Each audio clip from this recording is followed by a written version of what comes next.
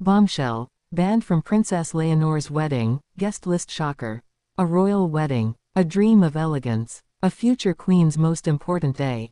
But suddenly, shock. A banned. Not invited. A name erased from the guest list. The world gasps. How could this happen? And why now, when all eyes are on Princess Leonor's rise?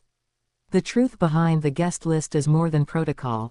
It is personal. It is political. And it reveals the cracks beneath the fairy tale.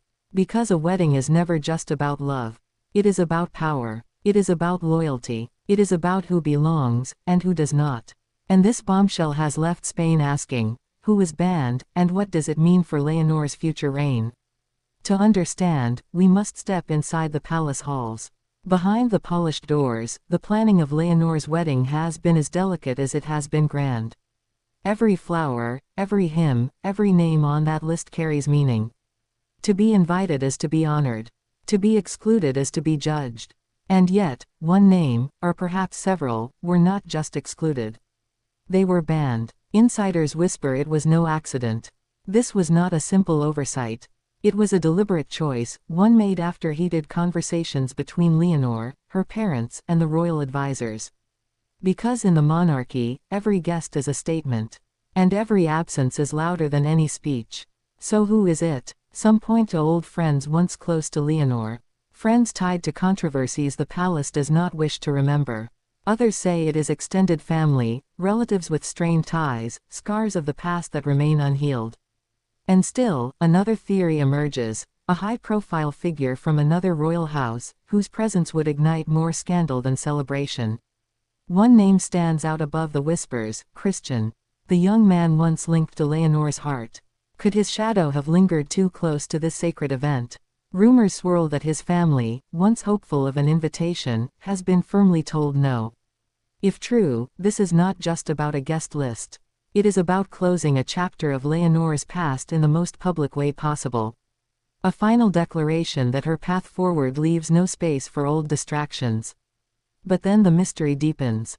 Because another group is whispered to have faced the ban, a musical band, one once tied to Leonor's youthful years. Their songs played in private moments, their lyrics shaping teenage memories. Why would such an innocent detail be cut? Some say the band's political views clashed with the monarchy. Others hint at personal disagreements, a rift unseen but too sharp to mend before the wedding day. This is where the heart of the story lies. A wedding guest list is not just a roll call of names. It is a chessboard of alliances. Every seat at the table sends a message about the future Leonor intends to build. By banning some, she elevates others. By silencing certain voices, she strengthens her own. Imagine the pressure on Leonor. A young woman in love, planning not just a wedding but a national moment. Every smile rehearsed, every vow scrutinized. And yet, she must also decide who is worthy of standing beside her on that day. Friends, enemies, family, rivals. Each decision is both intimate and monumental. Insiders say tensions ran high. Arguments behind closed doors. Some advisors urged forgiveness, invite them, it will show grace. Others argued the opposite, ban them, it will show strength. And in the middle, Leonor, carrying the weight of a crown not yet placed, but already heavy. And so the curiosity grows, did Leonor herself choose who to ban, or was the decision forced upon her by the throne? Was it love that guided her, or duty? The palace will not say. Officially, the list remains secret until the day itself. But the whispers are louder than silence. For the Spanish people, this revelation stings. They dream of a royal wedding uniting, not dividing. They long to see a future queen rising above past conflicts. But reality is more complex. Because even as Leonor prepares to walk down the aisle, she walks a line between her heart and her heritage. And yet, through it all, her image grows stronger. The very act of banning certain names shows a queen in the making, one unafraid to make hard choices. Choices that may upset some, but secure the stability of her reign. Because leadership is not about pleasing everyone. It is about protecting the crown. Still, questions remain. Who else will not appear? What stories will erupt the moment the guest list is revealed? And how will the world interpret each empty chair? As the wedding approaches, anticipation mixes with unease. The cameras will capture the gown, the vows, the kiss. But the true story may be told by the absences.